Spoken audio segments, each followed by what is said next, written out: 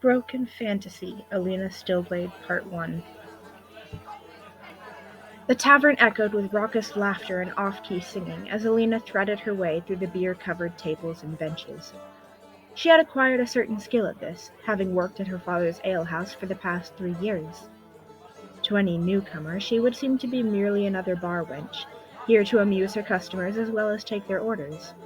Any regular to the small-town inn, however, could testify differently, as could their various scars. They had long ago learned not to bother the slight girl, upon pain of expulsion, small knife wounds, and the shame of having been bested by a young barmaid. Elina smiled as she passed a small end table, eyes alighting on the handsome boy that sat there, waiting for her shift to end. She stepped up onto the counter, weaving between plates, hands, and mugs with adept steps, and finally setting her tray in front of a large man with a bristling mustache. "Here ye are, Ben. 1 mead, 3 slabs of ham, and a bowl of stew.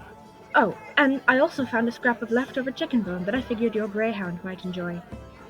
The man beamed up at her, facial hair dripping with beer foam. "Ah, thank ye, miss. I'm sure my missus will be glad to have something that will shut Trapper up for a bit." Elina smiled and carefully hopped off the bar, using the man's proffered arm for stability. Just as her feet hit the ground, however, she stumbled, falling onto his shoulder. A few seconds later, Ben had set her upright, his rough hand steadying her own. "Oh, you all right? Good. Would be a pity to twist an ankle, although I'm sure your sweetheart wouldn't mind the opportunity to bring ye a big bouquet of white roses."